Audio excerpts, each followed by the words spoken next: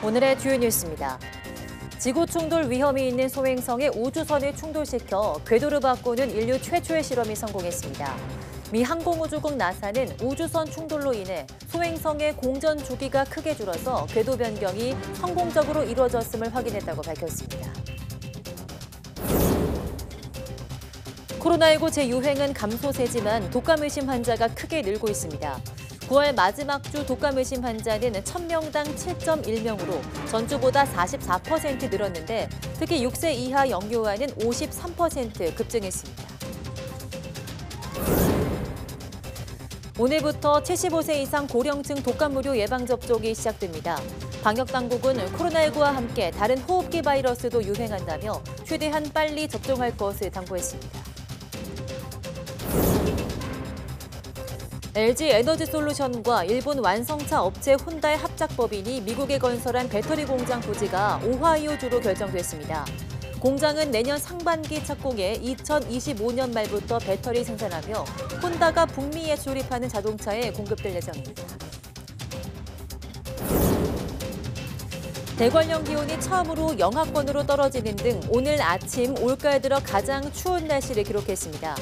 기상청은 찬 공기 유입에 밤사이 복사 냉각 현상이 겹쳐서 기온이 크게 떨어졌다며 낮부터는 예년 기온을 회복할 것으로 전망했습니다.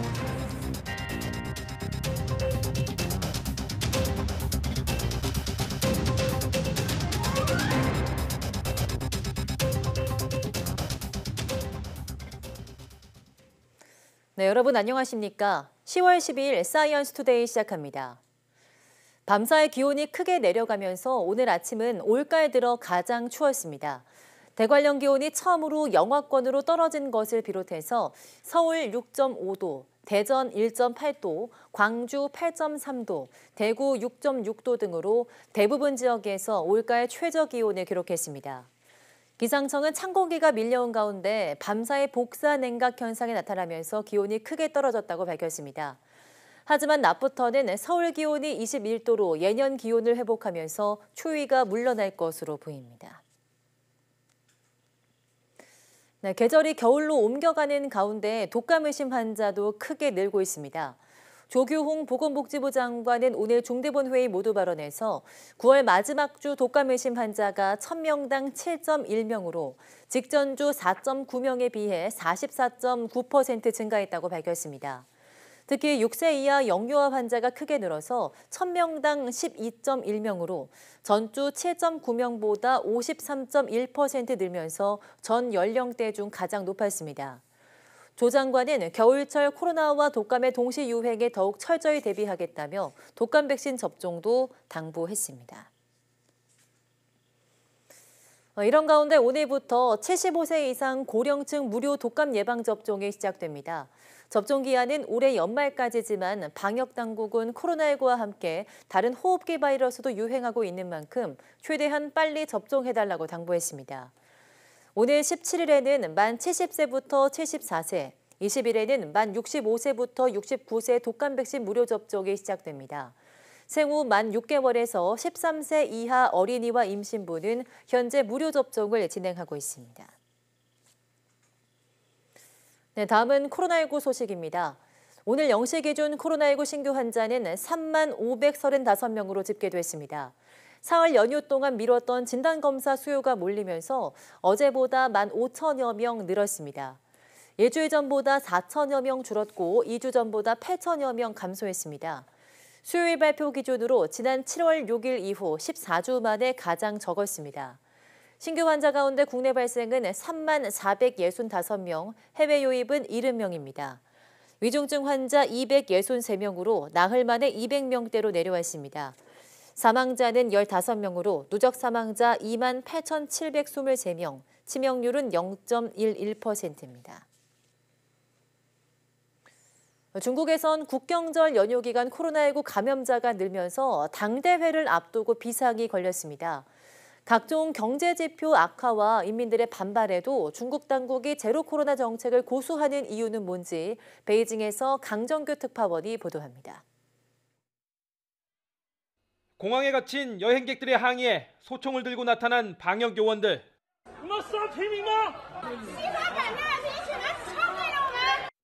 이번 연휴 기간 감염 확산으로 중국 내 주요 관광지들이 계엄 수준의 봉쇄에 들어갔습니다. 20차 당대회를 앞두고 더욱 삼엄해진 방역 통제에 관광객은 코로나19 이전보다 60% 넘게 줄었습니다. 그런데도 연휴 시작 때 600명이 채 안 되던 하루 확진자 수가 2,000명을 훌쩍 넘겼습니다. 상하이는 매일 PCR 검사를 의무화했고 감염자가 한 명도 없는데 봉쇄를 단행한 곳도 나왔습니다. 공산당 기관지 인민일보는 인내를 갖고 반드시 제로 코로나를 지속해야 한다고 강조했습니다. 경제적 부작용과 인민들의 반발에도 중국 당국이 고집을 꺾지 않는 이유, 20차 당대회에서 방역 전쟁에 대한 정치적 승리를 선언해야 하기 때문입니다. 2년 전 중국은 장장 76일 동안의 우한 봉쇄를 단행하면서 초기 확산을 막았고 미국을 비롯한 선진국들이 몸살을 앓을 때 나홀로 플러스 경제 성장을 이어갔습니다. 이 무렵 이런 유명한 말도 나왔죠. 能够在抗击疫情期间生活在中国，你们就偷着乐吧。 올해 상하이 봉쇄 이후 회복세가 더디긴 하지만 시진핑 주석 입장에선 급할 게 없습니다. 전면적 소강사회 건설 등 경제 분야의 장기 목표를 조기 달성한 데다 2025년에 결산하는 14차 5개년 계획은 아직 시간이 남아 있습니다. 무엇보다 제로 코로나는 유용한 주민 통제 수단인 만큼 내년 3월 중국 최대 정치 행사인 양해가 끝날 때까지 버리지 못할 거란 전망도 나옵니다. 베이징에서 YTN 강정규입니다. 네, 일본의 자유여행이 재개되면서 코로나19로 억눌렸던 여행 수요가 폭발적으로 늘고 있습니다. 하지만 항공 노선이 절반도 회복되지 않아 비행기 표값은 코로나19 이전보다 두세 배 수준으로 올랐습니다. 윤혜리 기자입니다. 일본 무비자 여행이 재개된 첫날, 인천공항 출국장은 일본 여행객들로 북적입니다. 코로나 때문에 저희 엄마가 계속 한국에서만 계셔갖고 제가 이번 기회에 엄마를 일본으로다가 모시려고 한 달간요. 2년 7개월 만에 일본 자유여행을 가로막았던 빗장은 풀렸지만 비행기 표값은 코로나19 이전과 비교해 3배 수준입니다. 3년 전에는 이제 왕복에서 한 20만 원 정도 선에서 구할 수도 있었는데 지금은 기본 60만 원 이상이니까 좀 많이 비싸더라고요. 항공권 예약 사이트를 찾아보니 다음 달 초 인천에서 도쿄를 오가는 왕복 최저가는 40만 원을 훌쩍 넘습니다. 오히려 패키지 상품이 저렴할 정도여서 한 여행사의 지난달 일본 여행 예약은 휴가철인 8월보다 6배 넘게 늘었습니다. 최근에 저희 쪽으로 들어오는 온라인 트래픽도 굉장히 많이 증가를 했습니다. 그래서 고객들이 조금 더 저렴한 상품을 찾아서 여행사 사이트에 이제 가격 검색을 하는 것으로 보고 있습니다. 최근 엔저 현상까지 맞물리면서 코로나19로 억눌렸던 보복 여행 심리가 물가가 저렴한 일본으로 쏠리고 있지만 항공 노선 회복은 더디기만 합니다. 대한항공과 아시아나항공은 올해 연말까지 일본 노선 운행률을 코로나19 이전 대비 40% 수준으로 끌어올리겠다는 계획입니다. 근거리 노선 비중이 큰 저비용 항공사들도 부지런히 항공편을 늘리고 있지만 운항률은 코로나19 이전과 비교해 절반에도 못 미칩니다. 일본 노선의 공급력을 과거 수준으로 늘리기 위해 노력하고 있습니다. 다만 그 공급력을 과거 수준으로 코로나 이전 수준으로 늘리기 위해서는 공항, 현지 조업 등 준비해야 할 것들이 많습니다. 국제 유가가 오르면서 항공권에서 차지하는 유류 할증료의 비중도 커지고 있습니다. 지금과 같은 고유가, 고환율 상황에서 올해 연말까지 코로나19 이전 수준으로 항공권 가격이 안정되긴 어려워 보입니다. YTN 윤혜리입니다. 네, 무비자 입국으로 한국인들의 일본 방문이 줄을 잇자 일본 관광업계에는 반색하고 있습니다. 이와 달리 일본은 정부 차원에서 국내 여행을 지원하고 나서서 한국 방문이 이전 수준을 회복하기까지는 시간이 더 걸릴 것으로 보입니다. 도쿄 이경아 특파원이 보도합니다. 일본의 관문 나리타 공항. 비자 없이 일본에 올 수 있게 된 첫날 세계 각지에서 온 외국인들로 붐빕니다. 일본 관광업계의 큰 손인 한국인들도 속속 입국장에 들어섭니다. 무비자라 그래서 그냥 아는 지인들도 있고 그래서 도찌기 쪽으로 가가지고 거기서 이제 니꼬 쪽 관광하고 그러고 가려고요. 취업과 유학 등으로 양국을 오가는 사람들도 입국 문이 활짝 열린 것을 반겼습니다. 다들 뭐 일본 가고 싶어 해가지고 많이 올 것 같아요. 한때 쇄국 정책이란 비판까지 받았던 일본의 입국 규제는 2년 7개월 만에 사실상 코로나 전으로 돌아갔습니다. 무비자 입국이 재개되면서 한국인 관광객이 급증할 것에 대해 일본 관광업계는 기대감을 드러내고 있습니다.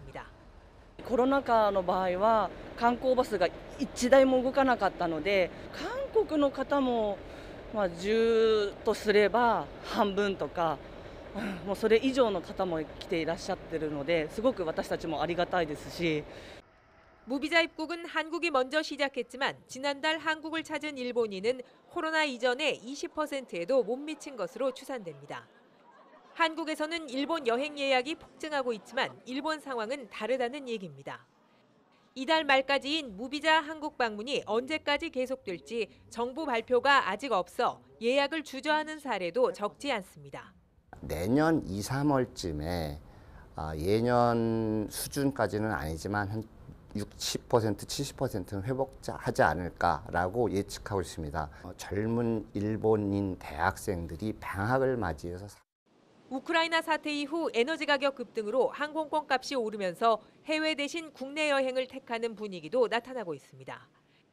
일본 정부는 하루 여행 비용을 최대 약 11만 원까지 지원하는 등 국내 수요를 통한 경기 활성화에 주력하기로 했습니다. 도쿄에서 YTN 이경아입니다.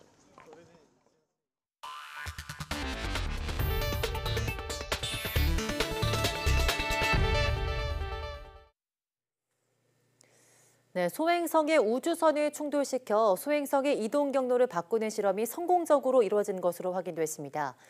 인류는 앞으로 있을지 모를 소행성의 지구 충돌 위협에 대해서 강력한 방어 무기를 확보했습니다. 최소라 기자입니다. 소행성 디모르포스를 향해 돌진하는 다트 우주선.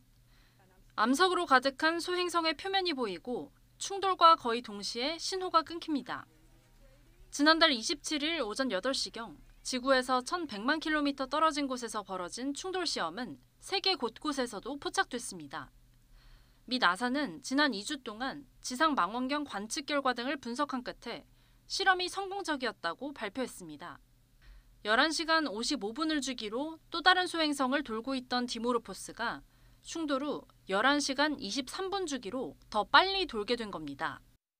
공전 주기가 32분 단축된 건데 나사의 성공 기준이었던 73초를 25배 넘게 달성한 겁니다. Now this is a watershed moment for planetary defense and a watershed moment for humanity. 나사 과학자들은 앞으로도 세계 곳곳에서 관측된 정보를 수집해 추가적인 분석을 할 예정입니다. 우주선이 운동량을 얼마나 잘 전달했는지는 물론 소행성에서 분출된 암석의 양이 어느 정도인지도 분석할 예정입니다. 유럽 우주국은 앞으로 2년 뒤 디모르포스로 탐사선을 보내 현장 감식에 나설 예정입니다. And it just gave it a small nudge. But if you wanted to do this in the future potentially, it could potentially work, but you'd want to do it years in advance. 미 나사는 지구의 공전 궤도를 오가는 소행성을 추적한 결과 지구를 위협할 가능성이 큰 소행성은 없다고 밝혔습니다. 하지만 아직 발견되지 않은 소행성의 지구 충돌 가능성까지 완전히 배제할 수는 없는 상황. 이번 시험 성공으로 인류는 앞으로 있을지 모를 소행성의 지구 충돌을 막을 수 있는 효과적인 무기를 확보했습니다. YTN 사이언스 최소라입니다.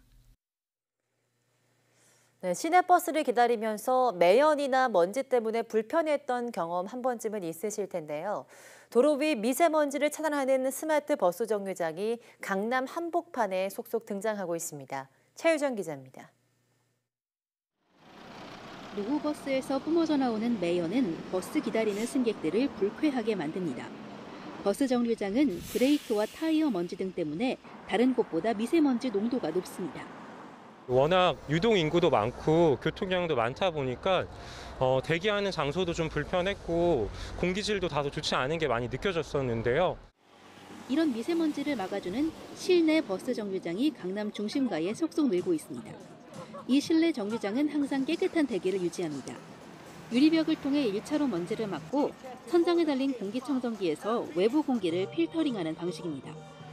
안에 공기청정뿐만 아니라 공기순환 시스템이 장착이 되어 있어서 공기 흡기, 배기를 통해서 총 이제 48평형 아파트에 되어 있는 공기청정 시스템이 2개가 장착이 되어 있습니다. 냉 난방기기와 온열의자가 구비되어 있어 무더위와 혹한에도 몸을 피할 수 있습니다. 키오스크를 통해 버스 운행과 도착 정보를 실시간 받을 수 있는 것은 물론 와이파이를 공짜로 쓰고 휴대전화를 무료로 충전할 수 있습니다. 비상벨도 있어서 위급한 상황에서 누르면 구청 관제센터로 연결됩니다. 버스 도착 정보, 무선 충전, 키오스키가 설치되어 있는 버스를 기다리는 동안 맑은 공기와 스마트 서비스를 누릴 수 있는 편의 공간입니다. 첨단 시설을 갖춘 이른바 스마트 정류장은 기능적으로 진화를 거듭하며 빠르게 확산 중입니다. YTN 차유정입니다. 날씨에 상관없이 신선한 농산물을 연중 생산하는 스마트팜이 주목받고 있습니다. 최근엔 분홍을 꿈꾸는 청년들이 스마트팜 창업에 도전하고 있는데요. 인구 감소와 기후변화 등 농촌이 직면한 어려움을 극복하는 대안으로 떠오르고 있습니다. 허성준 기자가 취재했습니다. 서울에 있는 대학에서 신문방송학을 전공한 20대 이서훈 씨. 얼마 전 고향으로 돌아와 스마트팜을 창업했습니다. 평소 관심을 가졌던 환경과 기후 문제를 농업 방식 변화를 통해 해결하겠다고 나선 겁니다. 주변의 우려도 컸지만 농약 없이 채소를 재배하는 데다 포장재까지 친환경 제품을 사용해 젊은 층에서 큰 호응을 얻고 있습니다. 기후위기나 이런 기후재난에 있어서도 대비하기도 더 쉽고, 그리고 또 지구의 건강까지 생각하는 친환경적인 농산물을 재배하는 방법이 가능하다는 게 가장 큰 장점 같습니다. 약용작물인 감초와 당귀가 스마트팜을 가득 메웠습니다. 노지의 파종에 생산하는 것보다 생산량은 2배 이상 늘었지만 재배 시간은 절반으로 줄었습니다. 온도와 습도 등 생육에 필요한 최적의 조건을 컴퓨터가 자동으로 조절해 인건비 부담을 덜었습니다. 일주일에 3명, 4명이서 3, 4일을 와야 될 일을 주말에 부부가 둘이 와서 충분하게 농사를 질 수 있다 하는 큰 장점이 있는 것 같습니다. 관심이 커지자 정부와 지자체도 스마트팜 교육과 창업에 대한 지원을 대폭 확대했습니다. 특히 청년들의 자금 부담을 덜어주기 위해 스마트팜 임대 사업을 추진하고 있습니다. 청년들에게 시설 투자에 대한 부담 없이 창업할 수 있는 기회를 제공하는 데 의미가 있다고 봅니다. 인구 증가와 지역경제 활성화에 기여할 것으로 기대하고 있습니다. 기후변화와 자연재해의 위험에서 벗어나 친환경 농산물을 안정적으로 공급할 수 있는 스마트팜. 체계적인 지원으로 청년 창업을 유도해 우리 농업의 혁신 동력으로 자리 잡을 수 있을지 주목됩니다. YTN 허성준입니다. LG 에너지솔루션과 일본의 완성차 업체 혼다의 합작 법인이 미국에 건설할 배터리 공장 부지로 중부 오하이오주를 결정했습니다. 이에 대해서 조 바이든 미국 대통령은 성명을 내고 LG와 혼다가 오하이오주에서 전기자동차 배터리 제조와 공장 설비 재편성을 위해 50억 달러 이상을 약속한 것은 미국과 오하이오의 또 다른 승리라고 환영했습니다. 바이든 대통령은 또 반도체법이 전국적으로 기록적인 투자에 박차를 가하는 것처럼 인플레이션 감축법은 전기차에 대한 제조 붐을 주도하고 있다고 말했습니다. 한국은행 금융통화위원회가 지난 7월에 이어 사상 두 번째로 기준금리를 한 번에 0.5%포인트 인상했습니다. 이에 따라 기준금리는 연 2.5%에서 3%로 올랐습니다. 3%대 기준금리는 지난 2012년 10월 이후 10년 만입니다. 금통위가 4월과 5월, 7월과 8월에 이어서 5차례 연속 금리를 인상한 것도 처음입니다. 금통위는 물가 상승률이 5%를 넘는 가운데 미국 연준이 3차례 연속 기준금리를 0.75%포인트 올려서 한미 금리 격차가 벌어졌고 원달러 환율이 급등하는 점을 감안해 이른바 빅스텝을 단행한 것으로 알려졌습니다. 네, 이처럼 한국은행이 빠르게 기준금리를 높이면서 부작용을 우려하는 목소리도 커지고 있습니다. 무엇보다 가계 빚이 문제인데요. 앞으로 연말까지 2달 만에 이자 부담이 13조 원이나 늘어날 것으로 우려됩니다. 조태현 기자입니다. 가계의 모든 빚을 뜻하는 가계 신용은 지난 6월 말 1,869조 원을 넘어섰습니다. 문재인 정부가 출범한 지난 2017년 2분기와 비교하면 6년 만에 480조 원 넘게 급증한 겁니다. 문제는 지금이 금리 인상기라는 점입니다. 한국은행이 기준금리를 0.5%포인트 인상하면 전체 대출자의 이자는 6조 5천억 원 증가합니다.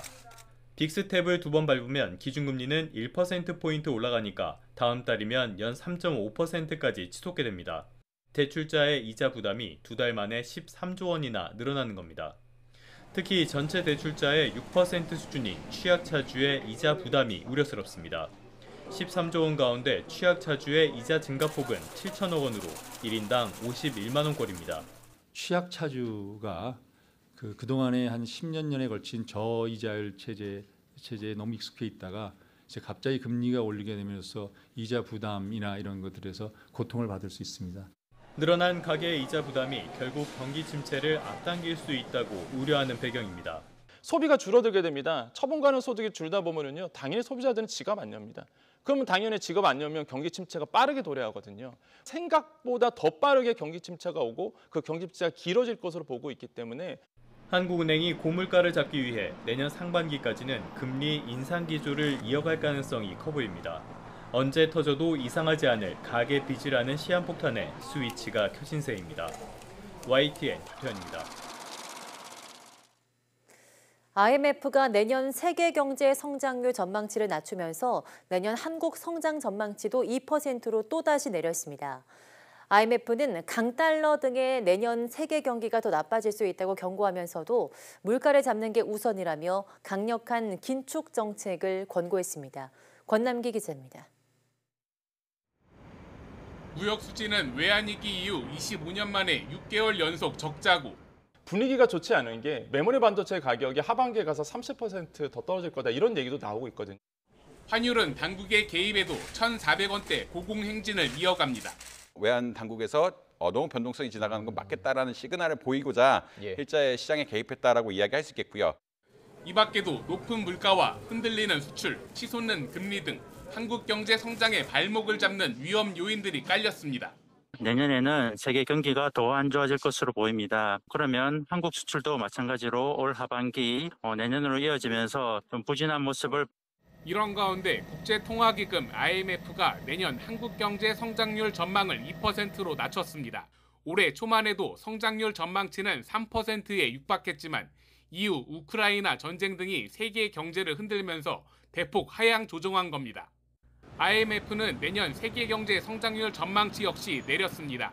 주요국의 전망치가 줄줄이 떨어졌는데 계속되는 고물가와 러시아의 유럽 가스 공급 중단 등이 세계 경기를 끌어내릴 수 있다는 경고가 이어졌습니다. I am the natural optimist, but today I stand in front of you and I need to say more likely to get worse than to get better. IMF는 다만 인플레이션을 잡는 게 최우선 과제라며 강력한 긴축 통화 정책, 즉 고금리 기조를 일관되게 추진해야 한다고 공고했습니다. YTN 권남기입니다.